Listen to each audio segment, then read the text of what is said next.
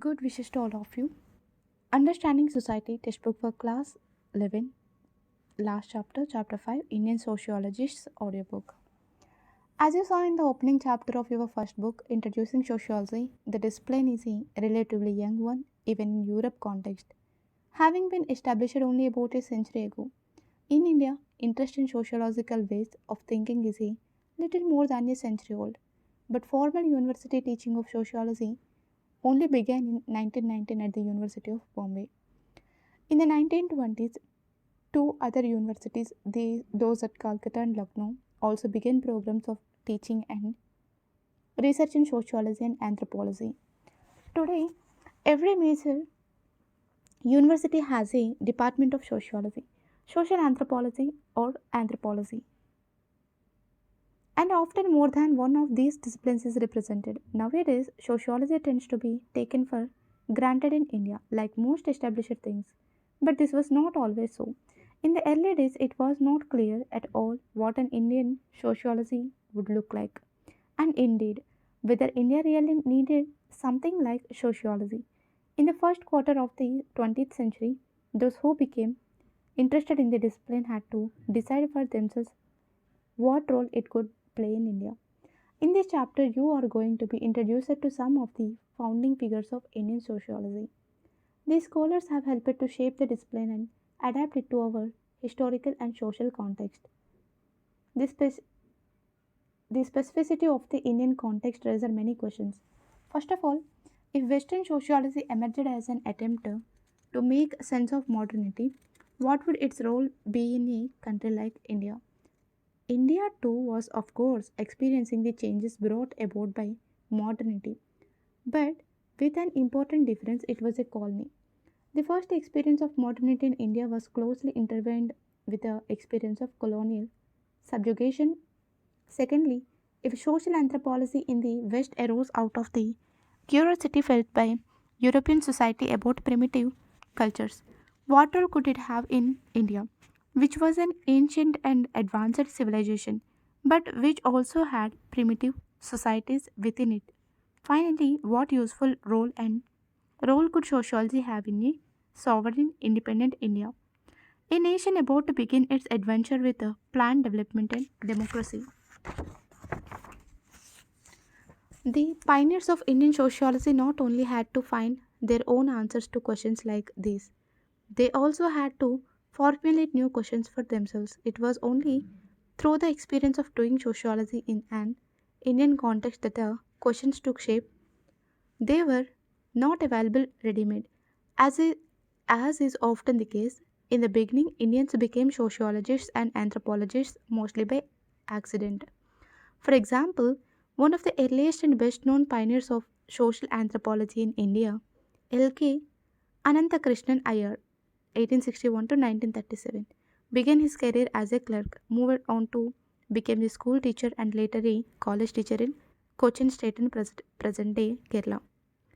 In 1902, he was asked by the Diwan of Cochin to assist with an ethnographic survey of the state. The British government wanted similar surveys done in all the princely states as well as the presidency areas directly under its control.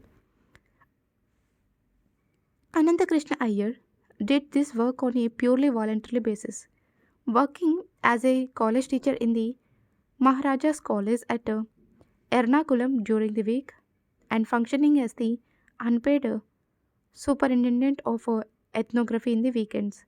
His work was much appreciated by British anthropologists and administrators of the time, and later he was also invited to help with a similar ethnographic survey in Mysore state. Ananthakrishna Iyer was probably the first self taught anthropologist to receive national and international recognition as a scholar and an academician. He was invited to lecture at the University of Madras and was appointed as reader at the University of Calcutta, where he helped set up the first postgraduate anthropology department in India. He remained at the University of Calcutta from 1917 to 1932. Though he had no formal qualifications in anthropology, he was elected president of the ethnology section of the Indian Science Congress. He was awarded an Harmony doctorate by a German university during his lecture tour of European universities. He was also conferred the titles of Rao Bahadur and Diwan Bahadur by Cochin State. The lawyer Sarath Chandra Roy, 1871 to 1942, was another accidental anthropologist and pioneer of the discipline in India. Before taking his law degree in Calcutta's Ripon College, Roy had done graduate and postgraduate degrees in English. Soon after he had begun practicing law, he decided to go to Ranchi in 1898 to take up a job as an English teacher at a Christian missionary school. This decision was to change his life, for he remained in Ranchi for the next 44 years and became the leading authority on the culture and society of the tribal peoples of the Chota Nagpur region, present day Jharkhand. Roy's interest in anthropological matters began when he gave up his school job and began practicing law at the Ranchi courts, eventually being appointed as official interpreter in the court. Roy became deeply interested in tribal society as a byproduct of his professional need to interpret tribal customs and laws to the court. He traveled extensively among tribal communities and did intensive fieldwork among them. All of this was done on an amateur basis, but Roy's diligence and eye for detail resulted in valuable monographs and research articles. During his entire career, Roy published more than 100 articles in leading Indian and British academic journals in addition to his famous monographs on the Oran, the Mundas, and the Karyas. Roy soon became very well known amongst anthropologists in India and Britain and was recognized as an authority on Chotnagpur. He founded the Journal Man in India in 1922, the earliest journal of its kind in India that is still published. Both Anantakrishna Iyer and Sarath Chandra Roy were true pioneers in the early 1900s. They began practicing a discipline that did not yet exist in India and which had no institutions to promote it. Both Iyer and Roy were born, lived and died in an Indian India that was ruled by the British. The four Indian sociologists you are going to be introduced in this chapter were born on one generation later than Iyer and Roy. They came of age in the colonial era, but their careers continued into the era of independence and they helped to shape the first formal institutions that established Indian sociology. J.S. Gure and D.P. Mukherjee were born in the 1890s, while A.R. Desai and M.N. Srinivas was about 15 years younger, having been born in the second decade of the 20th century. Although they were all deeply influenced by Western traditions of sociology, they were also able to offer some initial answers to the questions that the pioneers could only begin to ask: what shape should a specifically Indian sociology take? J.S. Gure can be considered the founder of institutionalized sociology in India. He headed India's very first postgraduate teaching department of sociology at Bombay University for 35 years. He guided a large number of research scholars, many of whom went on to occupy, occupy prominent positions in the discipline. He also founded the Indian Sociological Society as well as its journal, Sociological Bulletin. His academy writings were not only prolific but very ranging in the subjects they covered.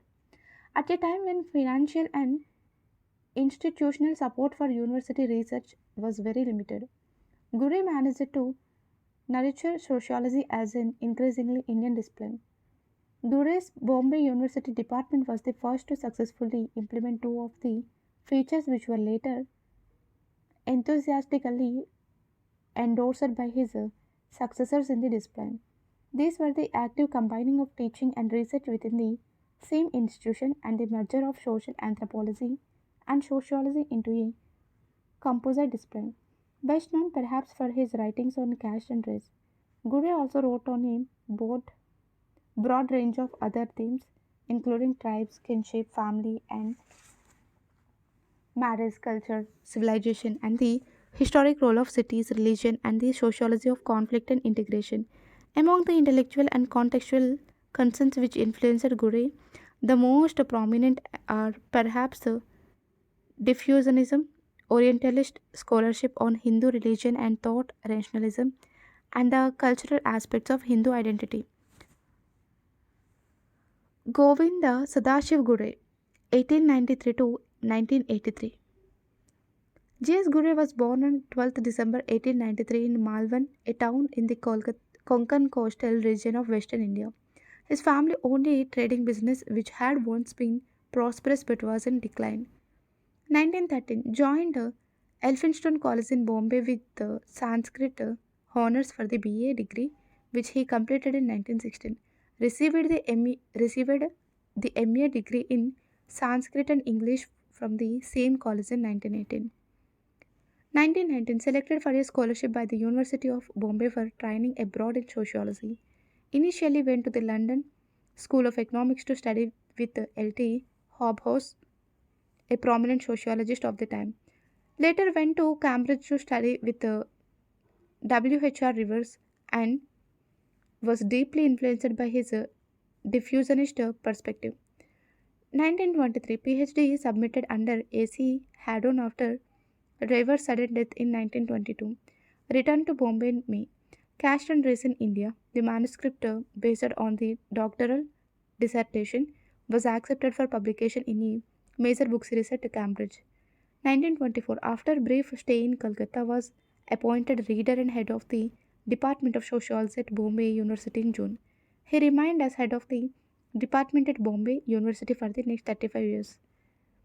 1936 PhD program was launched at the Bombay department. The first PhD in sociology at an Indian university was awarded to G.R. Pradhan under Gure's supervision. The MA course was revised and made a full-fledged 8-course program in 1945. Gure established the Indian Sociological Society and became its founding president. The Journal of the Indian Sociological Society Sociological Bulletin was launched in 1952. 1959, Gure retired from the university but continued to be active in academic life, particularly in terms of publication. 17 of his 30 books were written after retirement. J.S. Gure died in 1983 at the age of 90. One of the major themes that Gure worked on was that of tribal or Aboriginal cultures. In fact, it was his writings on this subject and especially his debate with Verrier Elvin which first made him known outside sociology and the academic world. In the 1930s and 1940s, there was much debate on the place of tribal societies within India and how the state should respond to them. Many British administrators, anthropologists were especially interested in the tribes of India and believed them to be primitive peoples with a distinctive culture far from mainstream Hinduism. They also believed that the innocent and simple tribals would suffer exploitation and cultural degradation through contact with the Hindu culture and society. For this reason, they felt that the state had a duty to protect the tribes and to help them sustain their way of life and culture, which were facing constant pressure to assimilate with the mainstream Hindu culture. However, nationalist Indians were equally passionate about their belief in the unity of India and the need for modernizing Indian society and culture. They believed that attempts to preserve tribal culture were misguided and resulted in maintaining tribals in a backward states as museums of primitive culture, as with many features of Hinduism itself, which they felt to be backward and in need of reform.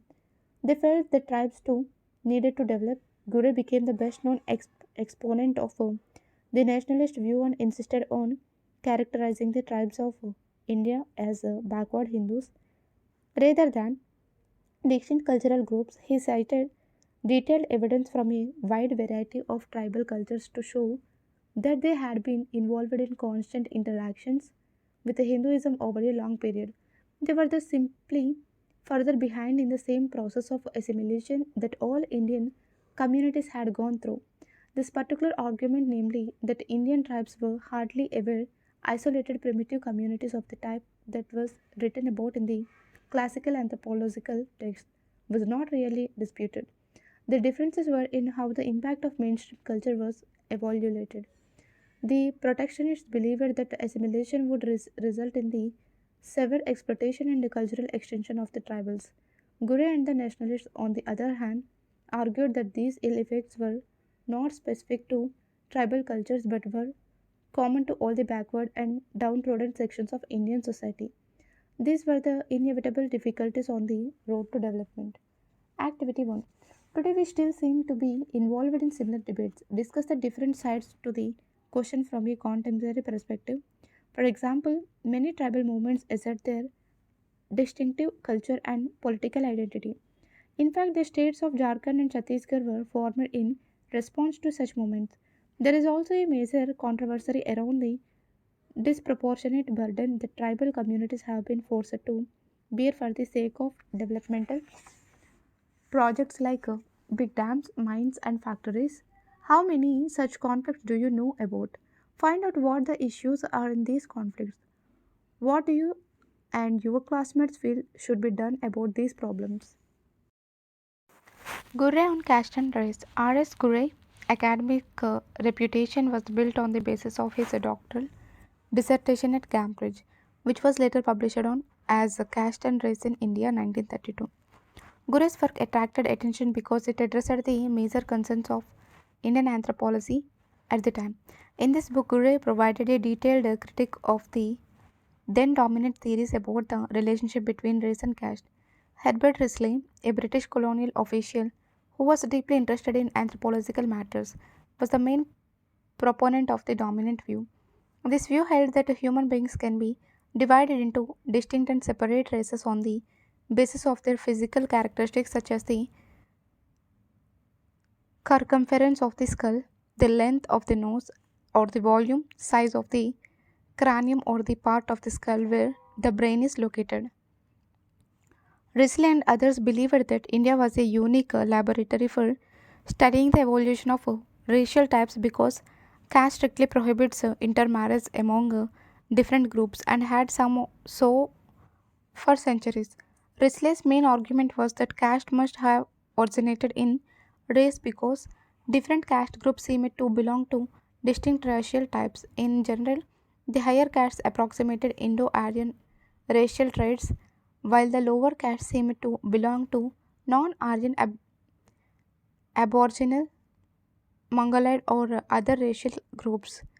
On the basis of differences between groups in terms of average measurements for length of nose, size of cranium, etc. Risley and others suggested that the lower castes were the original aboriginal inhabitations of India. They had been subjugated by an Aryan people who had come from elsewhere and settled in India. Guri did not disagree with the basic argument put forward by Risley but believed it to be only partially correct. He pointed out the problem with using averages alone without considering the variation in the distribution of a particular measurement for a given community. Gure believed that Risley's thesis of the upper castes being Aryan and the lower castes being non Aryan was broadly true only for northern India. In other parts of India, the intergroup differences in the anthropometric measurements were not very large or systematic. They except suggested that in most of India except the Indo-Gangetic plain, different racial groups had been mixing with each other for a very long time. Thus, racial purity had been preserved due to the prohibition on intermarriage only in Hindustan proper, North India. In the rest of the country, the practice of endogamy, marrying only within a particular caste group, may have been introduced into groups that were already racially varied. Today, the racial theory of caste is no longer believed, but in the first half of the 20th century, it was still considered to be true. There are conflicting opinions among historians about the Aryans and their arrival in the subcontinent. However, at the time that Gure was writing this, these were among the concerns of the discipline, which is why his writings attracted attention. Gure is also known for offering a comprehensive definition of caste. His definition emphasizes six features. Caste is an institution based on a segmental division. This means that caste is divided into a number of closed, mutually exclusive segments or compartments. Each caste is one such compartment. It is closer because caste is decided by birth. The children born to parents of a particular caste will allow always belong to that caste. On the other hand, there is no way other than birth of acquiring caste membership. In short, a person's caste is decided by birth at birth. It can neither be avoided nor changed. Caste is based on hierarchical division. Each caste is strictly unequal to every other caste, that is, every caste is either higher or lower than every other one. In theory, though not in practice, no two castes are ever equal. The institution of a caste necessarily involves restrictions on social interaction, especially the sharing of food. There are elaborate rules prescribing what kind of food may be shared between which groups. These rules are governed by ideas of purity and pollution. The same also applies to social interaction, most dramatically in the institution of untouchability, where even the touch of people of particular caste is thought to be pollution. Following from the principles of hierarchy and the restricted social interaction, caste also involves differential rights and duties for different castes. These rights and duties pertain not only to religious practices but extend to the secular world, as ethnographic accounts of everyday life in caste society have shown. Interactions between people of different castes are governed by these rules. Caste restricts the choice of occupation, which, like caste itself, is decided by birth and is hereditary. At the level of society, caste functions as a rigid form of the division of labor with specific occupations being allocated to specific castes. Caste involves strict restrictions on marriage. Caste endogamy, or marriage only within the caste, is often accompanied by rules about exogamy or whom one may not marry. This combination of rules about eligible and non eligible groups helps reproduce the caste system. Guru's definition helped to make the study of caste more systematic. His conceptual definition was based on what the classical texts prescribed. In actual practice, many of these features of caste were changing, though all of them continue to exist in some form. Ethnographic fieldwork over the next several decades helped to provide valuable accounts of what was happening to caste in independent India. Between the 1920s and the 1950s, sociology in India was equated with the two major departments at Bombay and Lucknow. Both began as combined departments of sociology and economics. While the Bombay department in this period was led by J.S. Gurre, the Lucknow department had three major figures: the famous trinity of Radha Kamal Mukherjee, the founder, D.P. Mukherjee, and D.N. Mazumdar.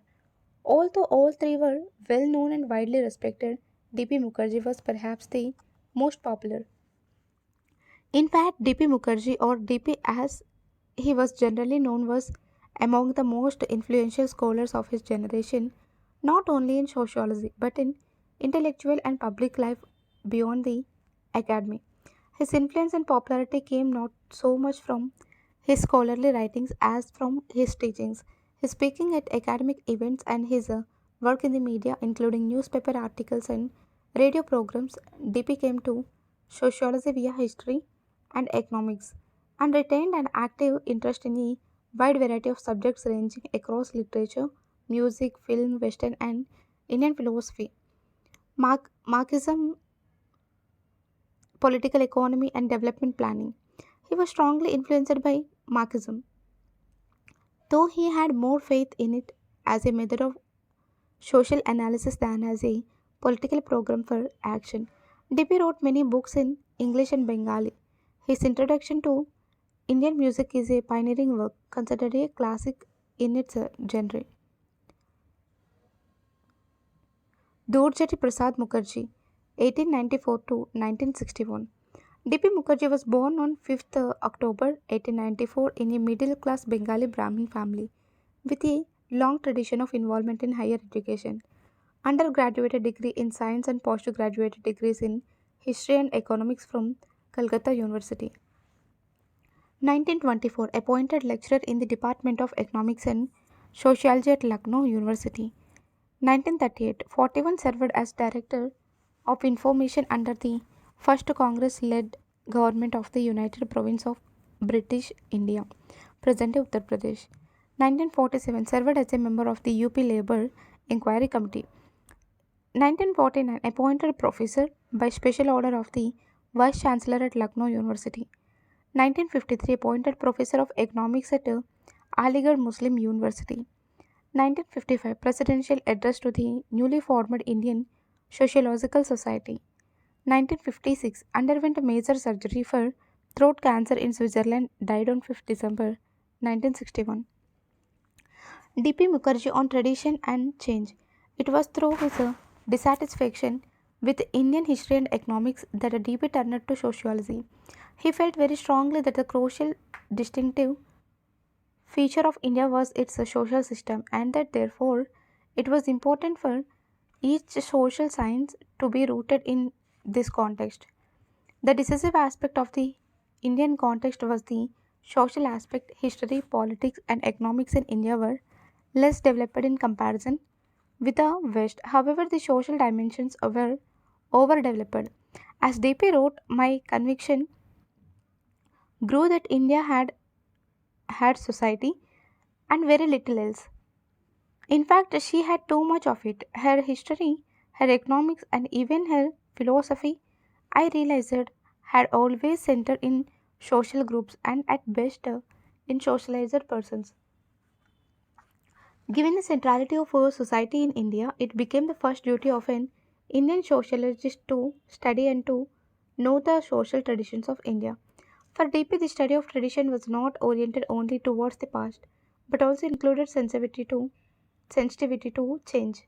The tradition was a living tradition, maintaining its links with the past, but also adapting to the present and thus evolving over time. As he wrote, it is not enough for the Indian sociologist to be a sociologist. He must be an Indian first. That is, he is to share in the folkways, modes, customs, and traditions for the purpose of understanding his social system and what lies beneath it and beyond it. In keeping with this view, he believed that sociologists should learn and be familiar with both high and low languages and cultures, not only Sanskrit, Persian, or Arabic, but also local dialects. DP argued that Indian culture and society are not individualistic in the Western sense. The average Indian individual's patterns of desires is more or less rigidly fixed by his socio-cultural group pattern, and he hardly deviates from it. Thus, the Indian social system is basically oriented towards group, sect or caste action, not voluntaristic individual action. Although voluntarism was beginning to influence the urban middle classes, its appearance ought to be itself an interesting subject of study for the Indian sociologist. DP pointed out that the root meaning of the word tradition is to transmit. Its Sanskrit equivalents are either parampara, that is succession, or atihya, which comes from the same root as itihasa or history. Traditions are thus strongly rooted in the past, that is kept alive through the repeated recalling and retelling of stories and myths. However, this link with the past does not rule out change, but indicates a process of adaptation to it. Internal and external sources of change are always present in every society. The most commonly cited internal source of change in Western societies is the economy, but the source has not been as effective in India. Class conflict, deeply believed, had been smoothed and conveyed by caste traditions in the Indian context, where new class relations had not yet emerged very sharply. Based on this understanding, he concluded that one of the first tasks for a dynamic Indian sociology would be to provide an account of the internal, non economic causes of change. DP believed that there were three principles of change recognized in Indian traditions, namely Sruti, Smriti, and Anubhava. Of these, the last Anubhava or personal experience is the revolutionary principle. However, in the Indian context, personal experience soon flowered into collective experience. This meant that the most important principle of change in Indian society was generalized Anubhava or the collective experience of groups. The high traditions were centered in Smriti and Shruti, but they were periodically challenged by the collective experience of groups and sects. As for example, in the Bhakti movement, DP emphasized that this was true not only of Hindu but also of Muslim culture in India. In Indian Islam, the Sufis have stressed love and experience rather than holy texts and have been important in bringing about change. Thus, for DP, the Indian context is not one where discursive reason, Buddhi Vichar, is the dominant force for change. Anubhava and Prem, experience and love, have been historically superior as agents of change. Conflict and rebellion in the Indian context have tended to work through collective experiences, but the resilience of tradition ensures that the pressure of conflict produces a change in the tradition without breaking it. So, we have repeated cycles of dominant orthodoxy being challenged by popular revolts with which succeed in transforming orthodoxy, but are eventually reabsorbed into this transformed tradition. This process of change of rebellion contained within the limits of an overarching tradition is typical of a caste society where the formation of classes and class consciousness has been inhibited. DP's view on tradition and change led him to criticize all instances of unthinking borrowing from Western intellectual traditions, including in such contexts as development planning. Tradition was neither to be worshipped nor ignored, just as modernity was needed but not to be blindly adopted. DP was simultaneously a proud but a critical inheritor of tradition, as well as an admiring critic of the modernity that he acknowledged as having shaped his own intellectual perspective. Activity 2. Discuss what is meant by a living tradition. According to D.P. Mukherjee, this is a tradition which maintains links with the past by retaining something from it and at the same time incorporates new things. A living tradition thus includes some old elements but also some new ones. You can get a better and more concrete sense of what this means if you try to find out from different generations of people in your neighborhood or family about what is changed and what is unchanged about specific practices. Here is a list of subjects you can try. You could also try other subjects of your own choice. Games played by children of your age group, boys or girls. Ways in which a popular festival is celebrated. Typical dress, clothing worn by women and men, plus other such subjects of your choice. For each of these, you need to find out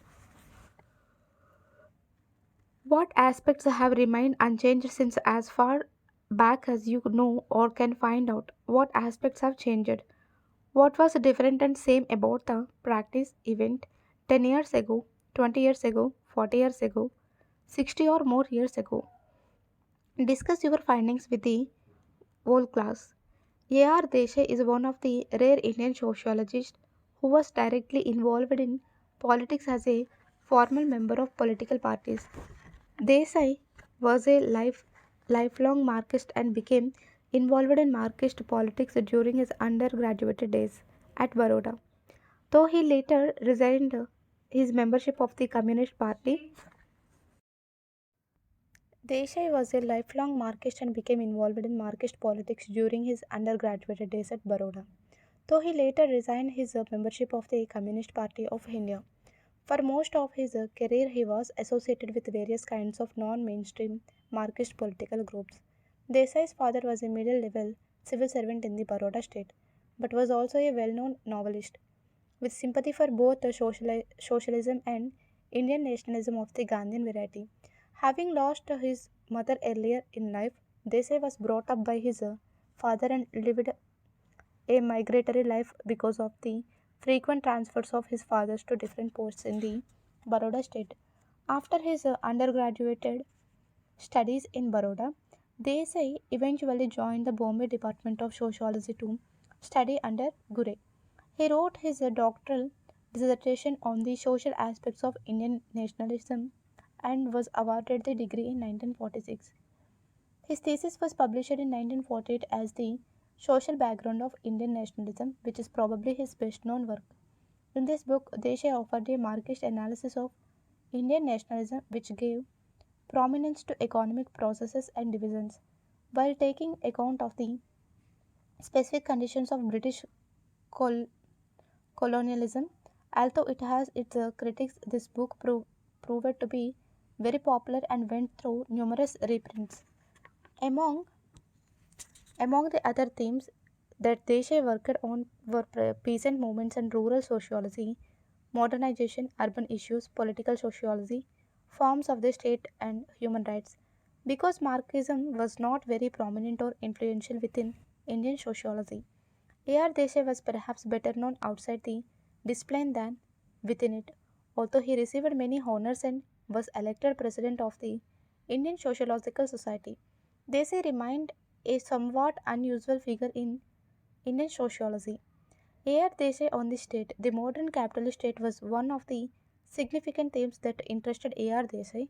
As always, his approach to this issue was from a Marxist perspective. In an essay called The Myth of the Welfare State, Desai provides a detailed critique of this notion and points to its many shortcomings.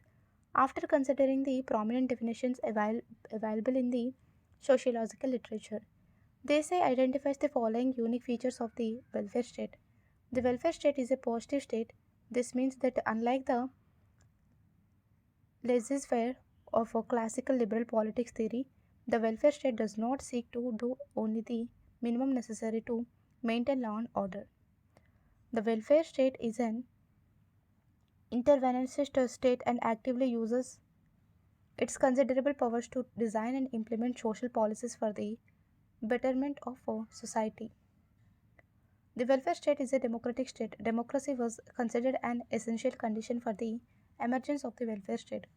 Formal democratic institutions, especially multi party elections, were thought to be a defining feature of the welfare state. This is why liberal thinkers excluded socialist and communist states from this definition. A welfare state involves a mixed economy. A mixed economy means an economy where both private capitalist enterprises and state or publicly owned enterprises coexist. A welfare state does not seek to eliminate the capitalist market, nor does it prevent public investment in industry and other fields. By and large, the state sector concentrates on basic goods and social infrastructure while private industry dominates the consumer goods sector.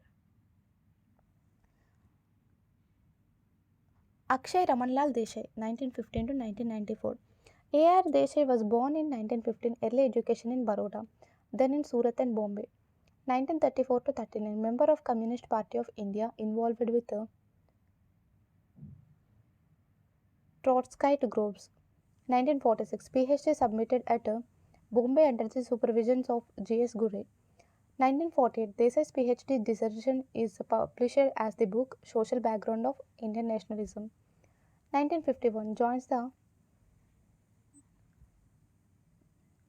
joins the faculty of the Department of Sociology at Bombay University.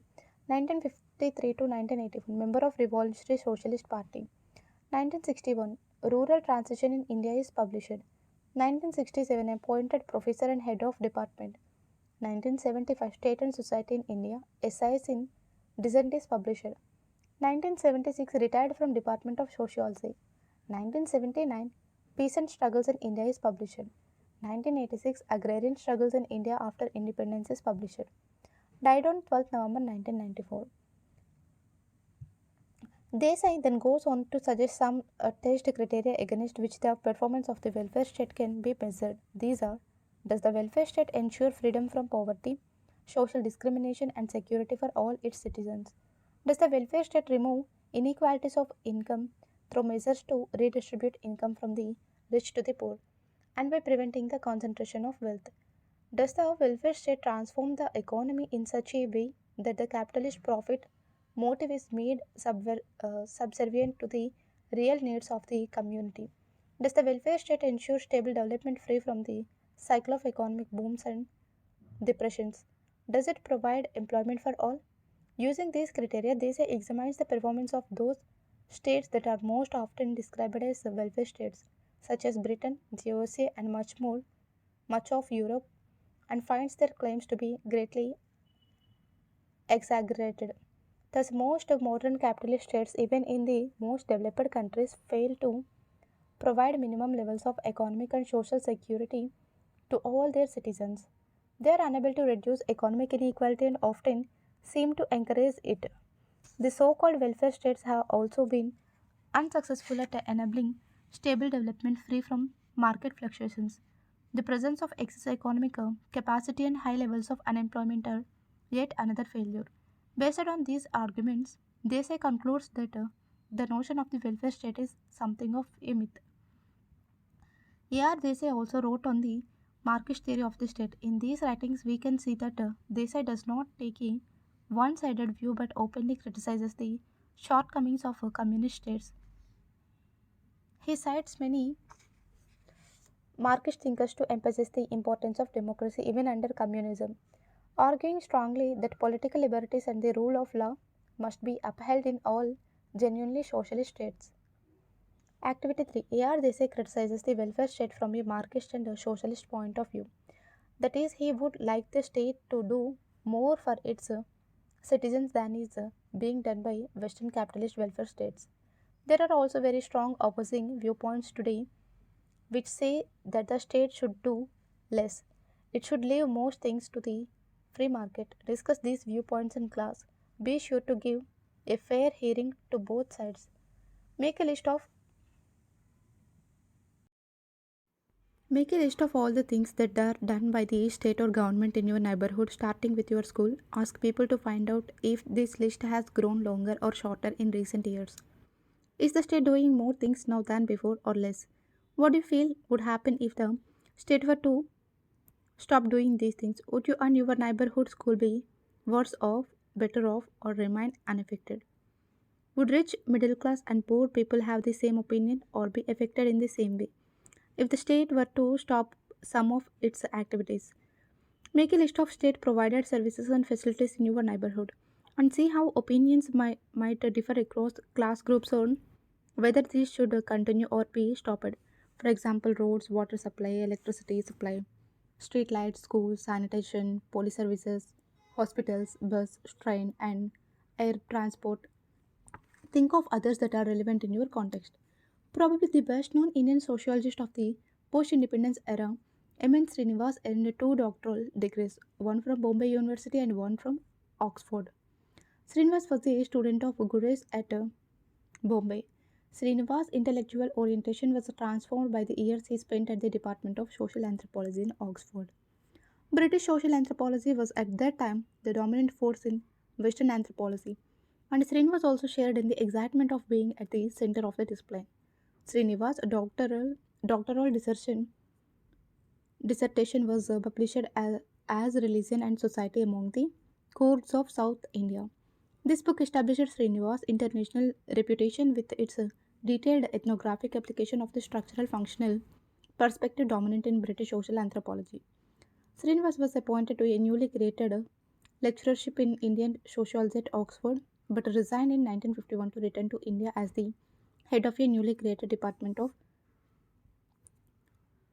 sociology at the Maharaja Sayajirao University at Baroda.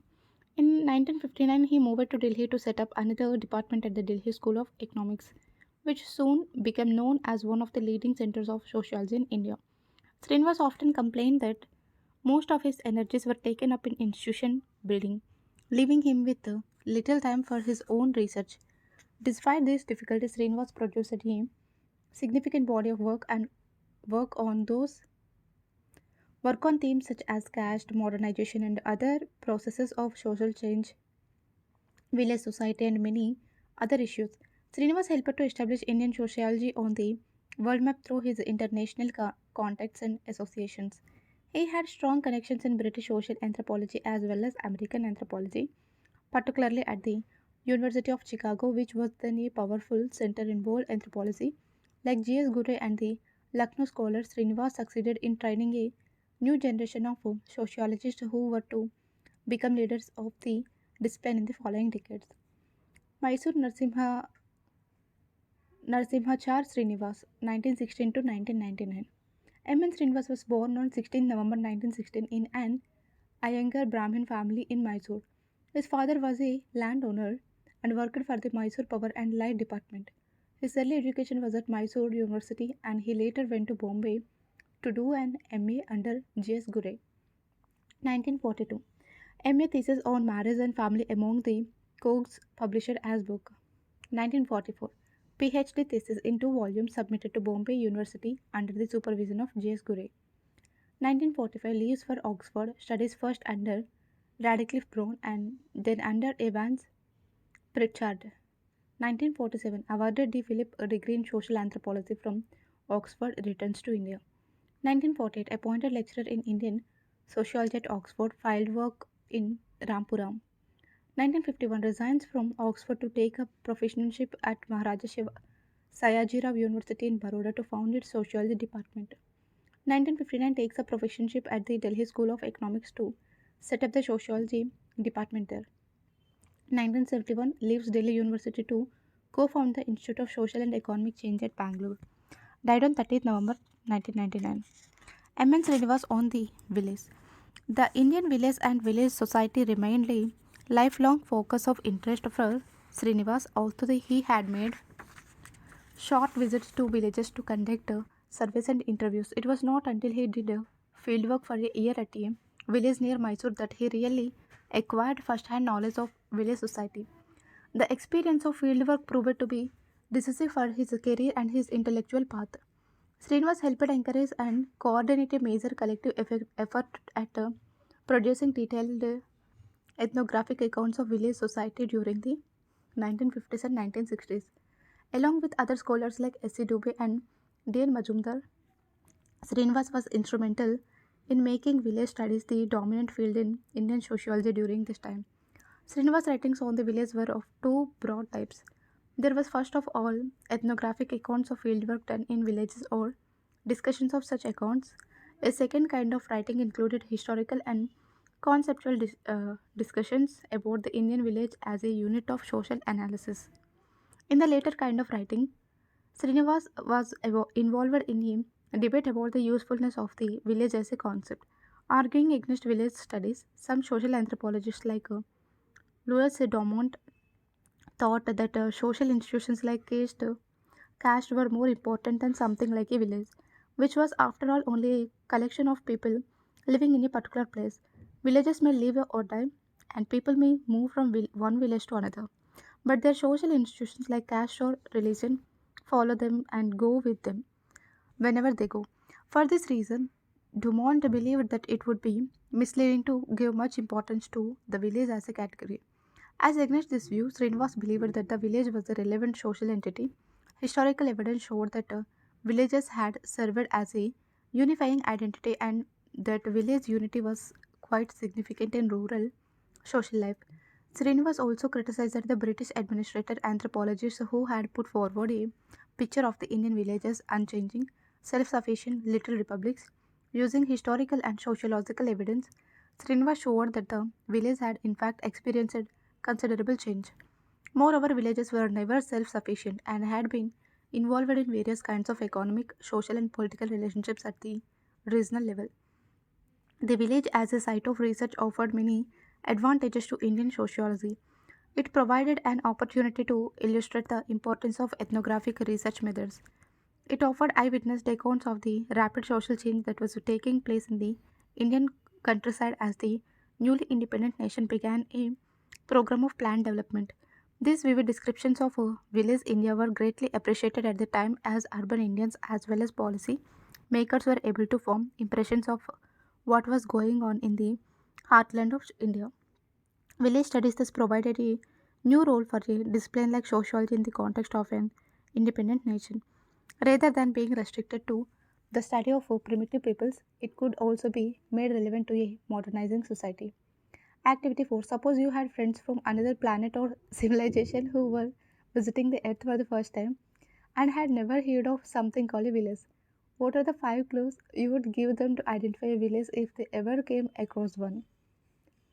Do this in small groups and sorry Then compare the five clues given by different groups. Which features appear most often? Do the most common features help you to make a sort of definition of a village?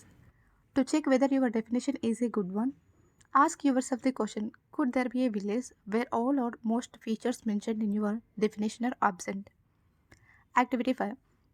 In the 1950s, there was a great interest among urban Indians in the village studies that sociologists began doing at that time. Do you feel urban people are interested in the village today? How often are villages mentioned in the TV, in newspapers, and films? If you live in a city, does your family still have contacts with relatives in the village? Did it have such contacts in your parents' generation or your grandparents' generation? Do you know of anybody from a city who has moved to a village? Do you know of people who would like to go back? If you do, what reasons do these people give for wanting to leave the city and live in the village? If you don't know of any such people, why do you think people don't want to live in a village?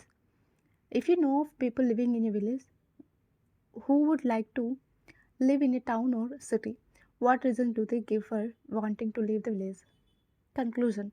These four Indian sociologists helped to give a distinctive character out to the discipline in the context of a newly independent modernizing country. They are offered here as examples of the diverse ways in which sociology was Indianized. Thus, Gurre began with a question defined by Western anthropologists but brought to them has intimate knowledge of classical texts and his sense of educated Indian opinion. Coming from a very different background, a thoroughly westernized modern intellectual like D.P. Mukherjee rediscovered the importance of Indian tradition without being blind to its shortcomings. Like Mukherjee, A.R. Desai was also strongly influenced by Marxism and offered a critical view of the Indian state at a time when such criticism was rare. Trained in the dominant centers of Western social anthropology, M.N. Srinivas adapted his training to the Indian context and helped design a new agenda for sociology in the late 20th century. It is a sign of the health and strength of a discipline when succeeding generations learn from and develop, eventually go beyond their predecessors. This has also been happening in Indian sociology. Succeeding generations have subjected the work of these pioneers to constructive criticism in order to take the discipline further. The signs of this process of learning and critique are visible not only in this book but all over Indian sociology. Glossary. Administrator anthropologists.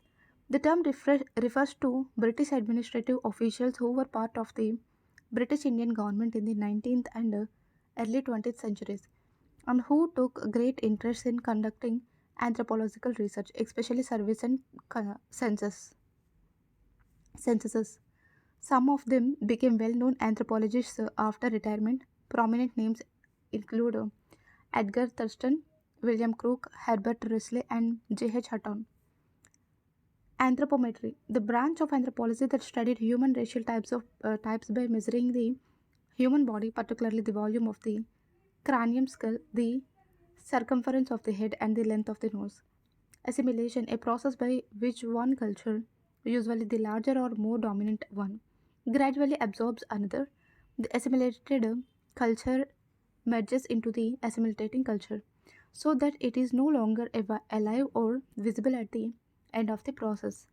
Endogamy, a social institution that defines the boundary of a social or kin group within which marriage relations are permissible. Marriage outside these defined groups are prohibited. The most common example is caste endogamy, where marriage may only take place with a member of the same caste. Exogamy, a social institution that defines the boundary of a social or kin group with which or within which marriage relations are prohibited. Marriages must be contracted outside these prohibited groups.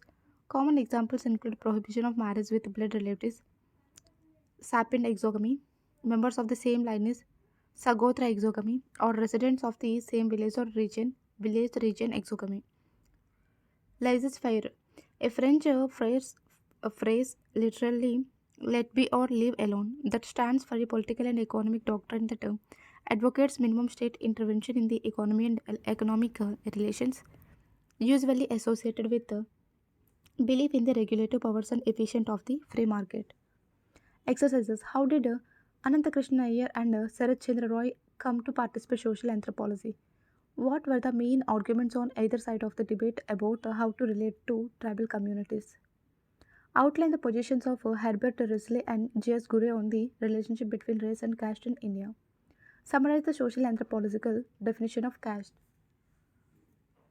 What does D.P. Mukherjee mean by a living tradition? Why did he insist that Indian sociologists be rooted in this tradition? What are the specificities of Indian culture and society, and how do they affect the pattern of change? What is a welfare state? Why is A.R. Desai critical of the claims men made on its behalf? What arguments were given for and against the village as a subject of sociological research by M. N. Srinivas and Louis Dumont? What is the significance of village studies in the history of Indian sociology? What role did M. N. Srinivas play in promoting village studies? Thank you.